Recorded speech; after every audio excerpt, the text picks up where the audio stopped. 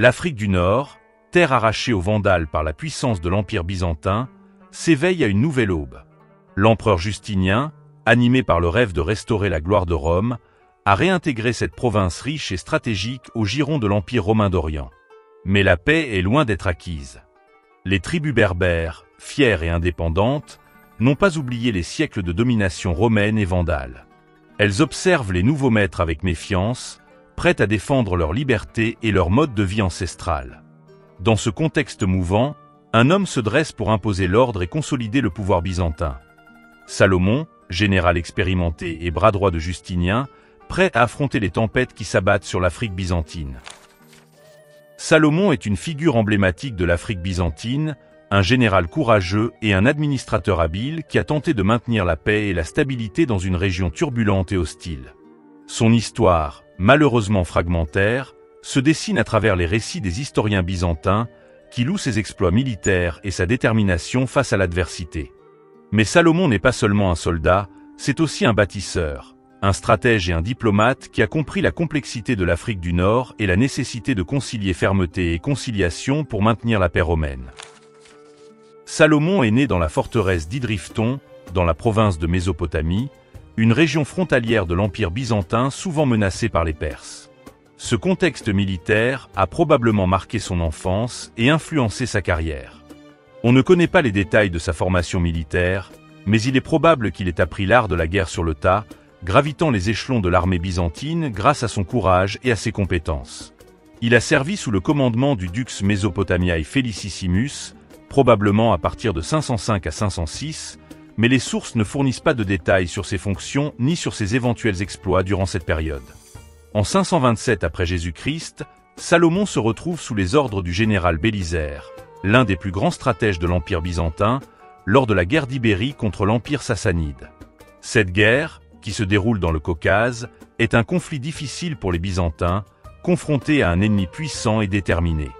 Bien que les sources ne mentionnent pas de faits d'armes précis de Salomon durant cette campagne, sa présence aux côtés de Bélisaire suggère qu'il était déjà un officier expérimenté et digne de confiance. C'est en Afrique du Nord, terre de conquête et de révolte, que Salomon va véritablement se révéler et laisser sa marque sur l'histoire. En 533 après Jésus-Christ, l'empereur Justinien lance une grande expédition militaire pour reconquérir l'Afrique du Nord, tombée aux mains des Vandales un siècle plus tôt. Salomon est choisi par Bélisaire pour être l'un des 9 commandants des Foederati, les troupes alliées de l'armée byzantine. Cette nomination témoigne de la confiance que lui accorde Bélisaire et de sa réputation d'officier compétent. L'expédition byzantine est un succès fulgurant. Les légions de Bélisaire, soutenues par une puissante flotte, débarquent en Afrique et remportent une série de victoires décisives contre les Vandales, affaiblis par des divisions internes et les révoltes berbères. Carthage, la capitale du royaume vandale, est prise en septembre 533, marquant la fin de la domination vandale en Afrique du Nord. Salomon, bien que les sources ne mentionnent pas son rôle précis dans les batailles, a sans doute participé activement à cette victoire. Bélisaire, après la prise de Carthage, lui confie la mission honorable de retourner à Constantinople pour annoncer la victoire à l'empereur Justinien. Ce geste montre la confiance que Bélisaire accorde à Salomon et reconnaît l'importance de son rôle dans la campagne. Au printemps 534, Justinien rappelle Bélisaire à Constantinople et nomme Salomon magister militum d'Afrique, le chargeant de consolider la domination byzantine et de pacifier la région. La tâche est immense. L'Afrique du Nord, ravagée par les guerres et les incursions barbares, est en proie à l'instabilité. Les tribus berbères, qui n'ont jamais accepté la domination romaine ni vandale, voient dans l'arrivée des Byzantins une nouvelle menace et se soulèvent contre les nouveaux maîtres de la région. À l'automne 534, Salomon reçoit également le titre de préfet du prétoire d'Afrique, cumulant ainsi les pouvoirs civils et militaires. Il est désormais le gouverneur incontesté de l'Afrique byzantine, chargé de restaurer l'ordre, de relancer l'économie et d'intégrer la province à l'Empire byzantin. Dès le début de son mandat, Salomon est confronté à de nombreux défis. En 534, il doit faire face à une révolte menée par Stotsas, un soldat byzantin qui rallie à sa cause de nombreuses tribus berbères. Salomon mène une campagne militaire contre les rebelles et remporte une victoire importante au mont Bourgaon, en Byzacène. Cependant, La révolte de Stotsas montre la fragilité de la paix byzantine et la détermination des tribus berbères à résister à la domination étrangère. En 536 après Jésus-Christ, Salomon est confronté à une épreuve encore plus difficile, une mutinerie au sein de ses propres troupes. Les soldats byzantins, mécontents de leurs conditions de vie, de la sévérité de la discipline et des arriérés de soldes, se soulèvent et menacent de marcher sur Carthage. Cette mutinerie, qui témoigne de tensions profondes au sein de l'armée byzantine et peut-être d'intrigues à Constantinople, est un coup dur pour Salomon. Justinien, inquiet de la situation, rappelle Bélisaire en Afrique du Nord pour mater la révolte. Salomon, dont la réputation est ternie par cette mutinerie, est remplacé par le général Germanus, cousin de Justinien. En 539 après Jésus-Christ, après le départ de Germanus, Salomon est renvoyé en Afrique pour reprendre son poste de magister militum et de préfet du prétoire. Son second mandat est marqué par une intense activité militaire et par un vaste programme de construction de fortifications. Salomon comprend que la pacification de l'Afrique du Nord passe par une combinaison de forces militaires et de diplomatie. Il mène de nombreuses campagnes contre les tribus berbères qui refusent de se soumettre à l'autorité byzantine, mais il cherche également à s'allier avec certaines tribus pour diviser ses ennemis et consolider son pouvoir. En 540 après Jésus-Christ, Salomon lance une grande offensive contre les Aurazis, une tribu berbère puissante et rebelle installée dans les montagnes des Aurès, dans l'est de l'Algérie actuelle.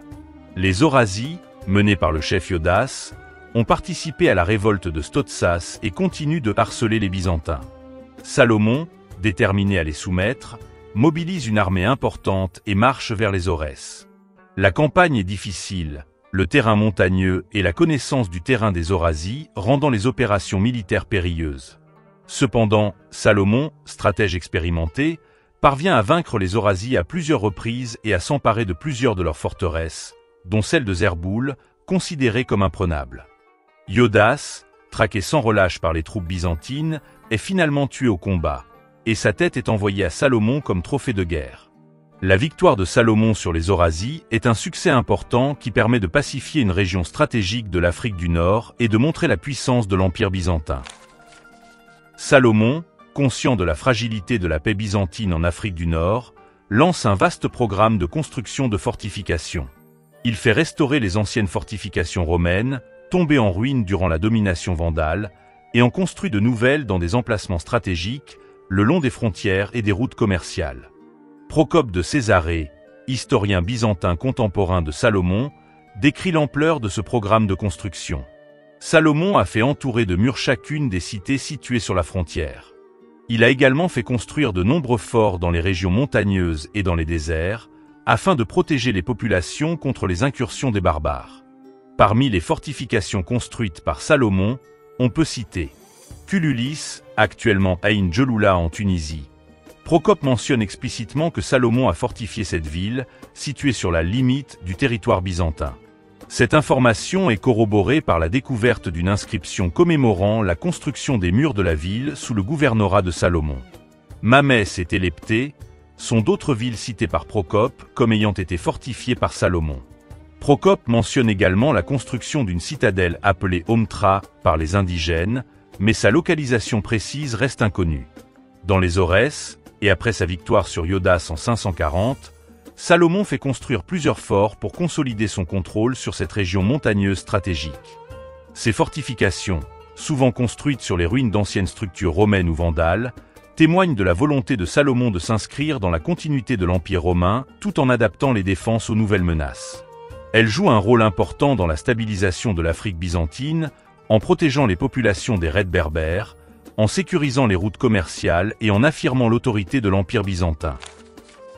Malgré ses efforts et ses succès militaires, Salomon ne parviendra pas à pacifier durablement l'Afrique du Nord.